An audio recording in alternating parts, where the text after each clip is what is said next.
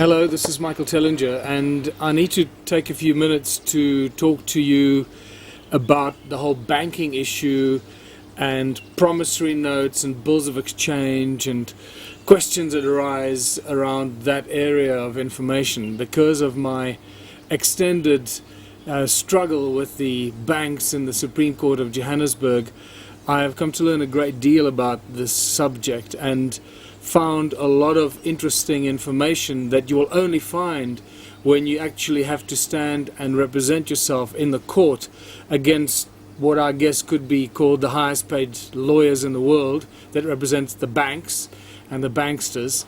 One of the most important things that I've found, and the reason I'm doing this, by the way, is because I get hundreds of emails every week from people around the world asking me about the promissory notes, to explain about how to use the promissory notes and so forth. So this is why I'm doing this video, so I can put it on record for once and everyone can look at this and learn from this and be informed as you can be from what I'm going to share with you, because I'm going to try and share as much as I can with you and show you examples of the promissory notes and how they work, how to deliver them. So firstly, understand that what banks do is completely and utterly criminal. Okay. If you still think that banks are respectable, honorable corporations and companies, then you're still mistaken.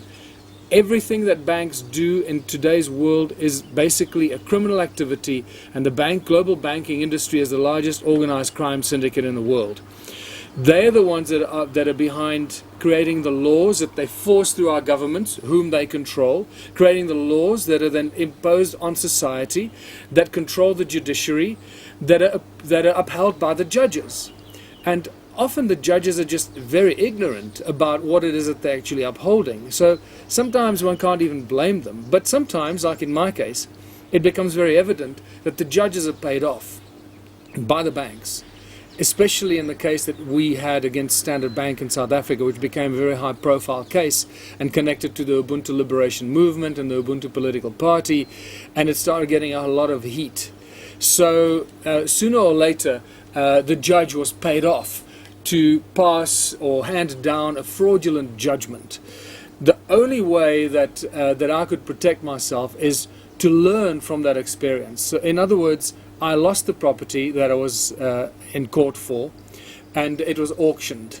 And then what happens is, once you get a judgment against you, because remember that you can't really win. We can't really win against the banks in the court of law. Because as I mentioned, the court and the law is set up to uphold the rights and protect the interests of the banks and the banksters. So you can't win. Although there have been a few minor wins in various courts around the world, the major wins will not come until I don't know when. But the reason for that is that if we had a major win against a bank based on the arguments that we pose in the court, that I posed myself, the fact that the bank doesn't have the original contract, and without the original contract there can be no hearing and no court case. A simple fact that should really precede any court procedure from going ahead. And the fact that the bank is no longer the owner of the property because they sold the contract to a third party, and therefore they can't come after you for money that you supposedly owe them, money that they never lent you, because they create the money out of thin air. But to cut a long story short, one of the very important things that I learned was that banks accept payments in the form of bills of exchange and promissory notes. Now, this didn't come from me. It was information that was spontaneously volunteered by Advocate Shem Simon, who represented Standard Bank. This is in my second or third hearing in the Supreme Court of Johannesburg. And he just suddenly blurted out, to our surprise, for some reason that still baffles me, that Standard Bank, which means all banks, accept payment in forms of bills of exchange and promissory notes. And I suddenly went, oh my goodness, this is very important information. Because if I had known this, I would have been able to do something about it long before I got myself into the court and had to stand there, defend myself against the fraudulent and criminal arguments of the banks. So, what I then went and did is I spent quite a lot of time with our legal advisor Raymond Dix, and we looked at the Bills of Exchange Act, the lawful act that guides the financial industry and how money works and how money is created, and guides the entire financial sector of our country, of Britain, of the United States, and so forth. Every country has got their own equivalent of the Bills of Exchange Act. In South Africa, the Bills of Exchange Act comes from the British Bills of Exchange Act, which I believe is from 1822 or 1882, I think it was. And ours is just a slight bastardization of that British Bills of Exchange Act, slanted towards the needs of the people of South Africa, or the needs of the banks that govern and control the people in South Africa. So we created what we now use as a standard promissory note. And here's a basic example of it. We created a very nice, fancy looking promissory note. Remember that all the bills in your wallet are actually, let's say, £100 or $100. It's a bill. It's a $100 bill, right? So just like, and it's a promissory note. It's supposed to be a promise to pay.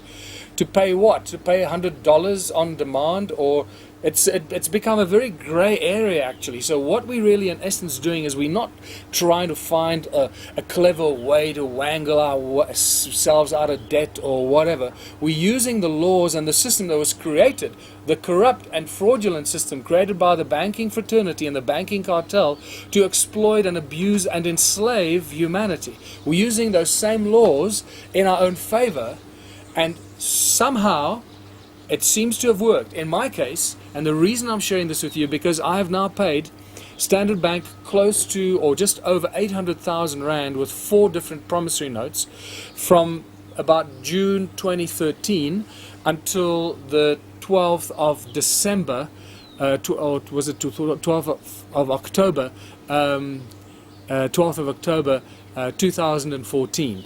So over a 1.5 year period, I've paid the bank close to 800,000 Rand in promissory notes that I created. And this is, as I showed you, this is the basic standard promissory note. Now what's important about it is the information that's written on there. To make it look really fancy, this promissory note is available on the Ubuntu Party website. You can download it and use it for yourself. There's a blank version of this available with text boxes, so you can just click on the text box and fill in your own details and your own information.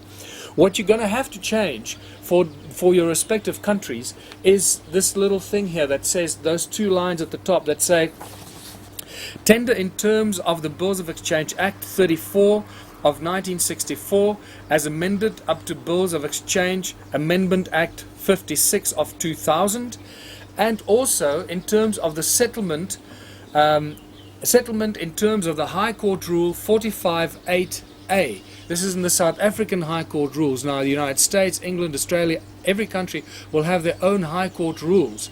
Now the High Court rules are the very strict rules that basically control the conduct in the High Court, the way papers must be served, the way they must be filled in, the way the headings must be done, and all the stuff. Now as a layperson, we don't know the High Court rules, and I had to teach myself all these High Court rules when I represented myself with the aid of a lot of very amazing people.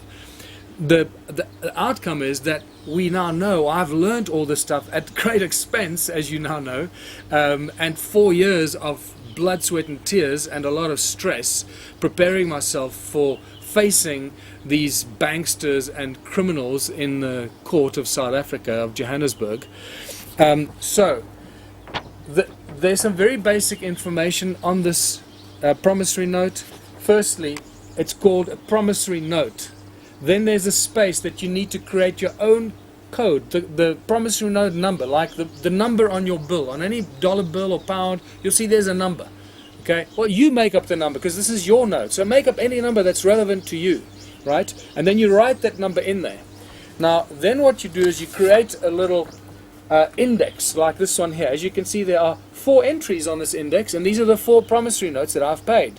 So every promissory note that I pay, I write on this index along with the index number. So I write the date, I write the name of the recipient, and all 4 recipients here are Standard Bank of South Africa, Standard Bank of South Africa, right? And then the note number, and that note number is that number over there, so that you have a record of what you've paid out and what notes you've created, because now you're creating value.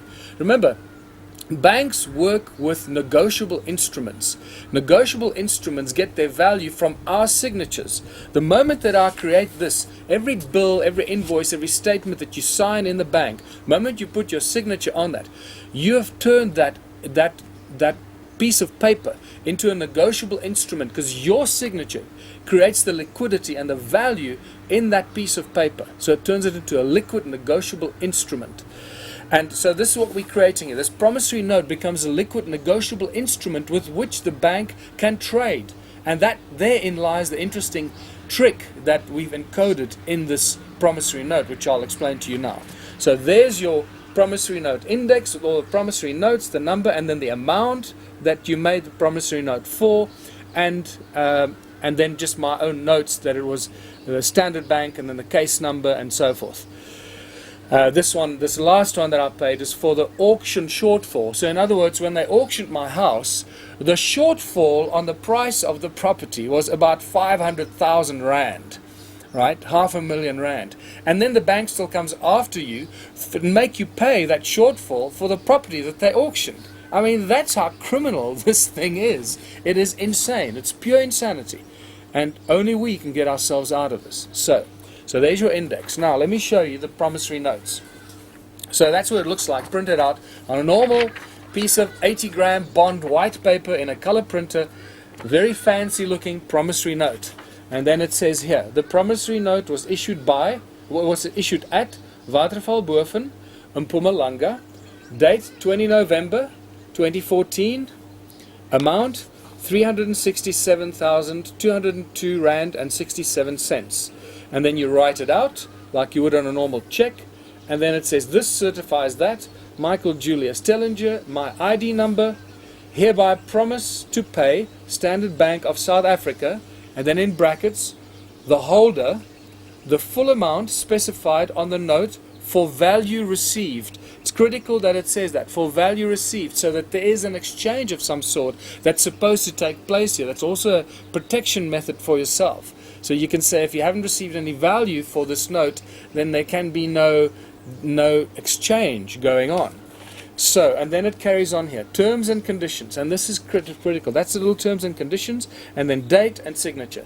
The date that you create this note, and the signature, your signature in blue ink. This is critical. I'm going to come back to the blue ink again. Now, the terms and conditions here I'm going to read out to you, but you can see it on the promissory note printout on the Word document that you can download of this, and it says the following. And you're going to once again have to change this. Just click on the text box and change this, that certain areas that might not apply to you, but it should be generic. And this is what it says. The payment will be made in monthly installments of 500 rand per month on the 7th day of every consecutive month until the obligation has been fulfilled. Until the obligation has been fulfilled. The obligation stated herein. Okay, we're not saying that we're going to repay or pay the full amount. We use very specific words. Until the obligation has been fulfilled. Because ultimately, no money has ever been loaned. This whole thing was created out of thin air. You were conned and suckered into signing a contract that basically turned you into a debt slave for the rest of your life on home mortgages, most of us, right? Until the obligation has been fulfilled. This, and then it gets even more important. The payment can be obtained by the holder of this note, which is the bank now, because I've given it to the bank. And it's the holder. Or if the bank hands the note to someone else, that someone else becomes the holder in due course. These are all legal terms that you learn as you go through this process. So the payment can be obtained by the holder at 17 Zazim Road, Watervalboven in Mpumalanga. That's this address. So you're making them come to you to fetch the money. There's no obligation that you have to go to them to pay them. You make them come to you to fetch the money. Okay, that's your right. And then it says, I hereby give permission to the holder, the bank who holds this, or if they've sold this note to someone else, which they most likely will, because with your signature on there, you've given them a liquid negotiable instrument. All they have to do is sell it on into the markets, the stock exchange markets and the bond markets in the world. That's what you've done, right? And that's what they trade with bills of exchange, negotiable instruments. You see how this thing gets really wicked, what they've created here.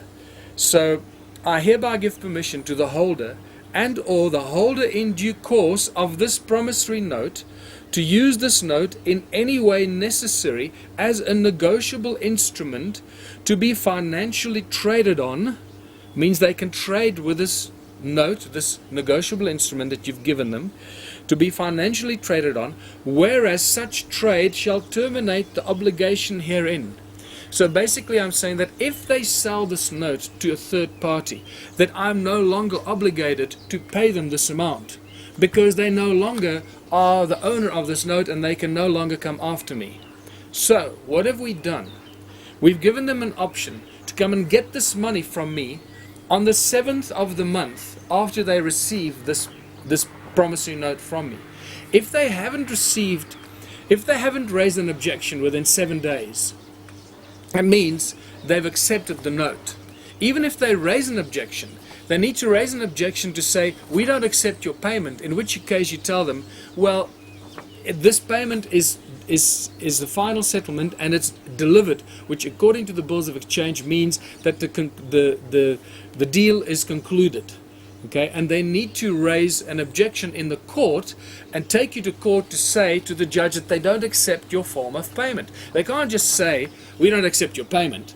They need to start legal procedure against you to say, we don't accept your payment, because this payment is legally sound according to the Bills of Exchange Act. You exercising your right to use promissory note and bills of exchange to pay the bank. This is also very important. Please do not use these kinds of bills of exchange, or promissory notes rather. Do not use these promissory notes to pay other people or to pay shops or to pay other businesses, because that's not the intention here. They're just normal people like you caught up in the same trap and the con by the banking fraternity. So only use this, and I have to stress this very, very loudly, only use promissory notes with banks and government institutions, because they are ultimately the instruments of the banks. Okay, if you use it with other people, you're going to get yourself into a lot of trouble. Don't do that. So, if the bank does not come and get this, the money, the 500 Rand every month, after the 7th of the month, because it stipulates here that they must come and get the money from you on the 7th of the month, of every consecutive month. If they don't fetch it on the 7th of the first month after you've delivered this note to them, you've assumed, and I've assumed, that they have sold the note. And therefore, they're no longer obligated to get the money from me, or allowed to get the money from me. That means I have no longer any obligation to pay any money to them. So, therewith, my obligation has ended.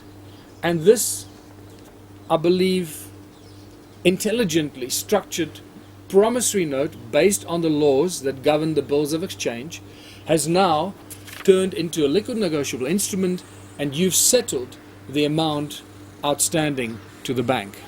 So just to show you how I do it, first of all, I printed out a whole bunch of promissory notes that I printed out on a half a page like this.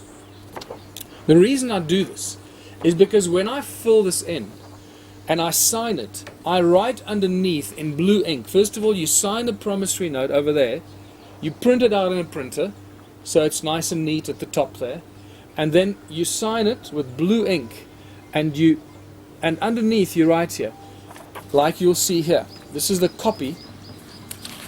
This is actually a color photostat of one of the first promissory notes that I paid, and you'll see that I sign here in blue ink underneath. It says here, it says copy there, so it can't be used again as an original promissory note. It says the original note has been signed in blue ink. So you know there's only one original note. There can't be several copies of it. There can only ever be one note. And the reason, imagine it's like if you take £100 note or $100 bill from your wallet, there's only one bill. You can't go photocopy it and make copies of it and use that. That's called fraud. right? And so this is, again, there's only one original bill of this, so no one can copy it and benefit from selling copies of this. So that's why you write there, you sign it in blue ink and say the original note has been signed in blue ink. And then you see the space underneath here is critical. I take it to the police station and I sign this in front of the cops so they authenticate that it is my signature on this and put the police stamp on there, the police commissioner of oaths and the police stamp. So now I've actually validated that this is a real legal document signed by me and turned into a negotiable instrument. Then the important critical delivery comes into play. This is very important. Now you take this promissory note, you make a copy of it, like this one here. There's a copy of it, or one of the copies. It's not exactly the same one, but and then you can see. Let's not use the color one because it might be confusing. So, well, let's use the color one because that shows you. So you have an original that you're going to hand to the bank, and you have your photocopy, which is your proof of delivery. And you write a little letter that goes along with it that says, you address it to the lawyers. Now, you have to deliver this to either the bank's postal and legal document delivery. Don't go to the bank and hand it to the cashier.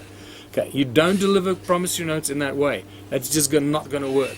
You have to go to the bank head office and go to the post delivery or the legal document delivery office and deliver this to the person that receives legal documents or the post. They will stamp, they have a stamp that they will stamp proof of delivery for you. Right, and this is critical so that you've got these documents stamped, which proves that you've delivered it and they've accepted your notes in their office and their building. So there you can see. This is the letter.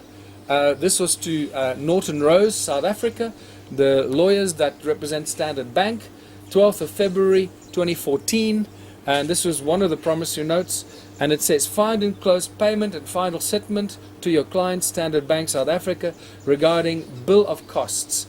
Okay, and bill of cost case number, and I put the case number, sincerely, Michael Tellinger, and then you take this with the original promissory note and your copy of the promissory note, and you deliver these three to the bank, postal receiving or the lawyer's legal document delivery office, and you make them stamp all these with proof of delivery. Then you put the attachment, the attached note that you wrote together with the promissory note, put it in an envelope, you seal it, and you give it back to the guy that sits behind the desk, and you sign it. I normally sign it to the chief financial officer, because the chief financial officer will probably have a better idea what to do with this promissory note. And that's how I personally delivered all these promissory notes, bills of exchange, same thing, promissory notes. And just to show you the ones that I delivered, this is for 75,000 Rand on the 9th of June 2013. There you can see the police stamp and the date, and there you can see the receiving stamp, proof of delivery from the lawyer's office for Standard Bank. Okay, 75,000 Rand, 9th of June 2013. This is 82,000 Rand, 82,000 Rand, also on the same day, 9th of June 2013, all stamped. This was the letter that accompanied it, as I stated already, also stamped, proof of delivery, and then this was this was the third one that I delivered to them. This is a color copy of it, for 279,000 Rand. 279,000 Rand. That's a lot of money, people. That's like 4-5 times as much as the average South African earns per annum. Okay, and paid and delivered. And then the final promissory note that I delivered, as I showed earlier, on the 20th of November 2014, which is for the shortfall on the auction of my house, and that was for, this is a large one which I didn't deliver, but I can still sign it at any stage, 367,000 Rand. for the shortfall on the auction of my house. So all in all, there are 4 promissory notes, as you can see on the promissory note index, and the total there is 500, close to 800,000 rand. In South Africa, that is an exorbitant amount of money. All these promissory notes have never been contested by the bank or by their lawyers, and as far as I'm concerned, the deal is closed. Any objection right now will have to become a new case, a new action in the court to present to the judge why they did not accept or do not accept these promissory notes. Unfortunately, more than a year and a half has gone by and they have not raised any objections. So what has happened now is they have now set a precedent. So you can use my case wherever you are in the world, specifically in South Africa. You can use my case and what you see in this video as the precedent of delivering payment to banks and their lawyers and government organizations by means of a personal promissory note that you create in your home to whatever value or money amount you want to make it for. It can be $1 trillion, it can be $5, it doesn't matter. You make the money out of thin air. You create the value in that promissory note out of thin air, just like banks create money out of thin air. So I hope this has cast some light and knowledge on this so that you don't have any confusion about this. Make sure that you follow this step by step and don't use promissory notes to pay people or businesses or companies because they're just like you, trapped and enslaved in the system. Go out there and be intelligent about this and only use it if you really need to, and understand that it's your right and you're now using the legal system and the laws and the bills of exchange in your own favor. Until now, they've been used against us to enslave us and the rest of humanity on this planet. Till next time, have a good day.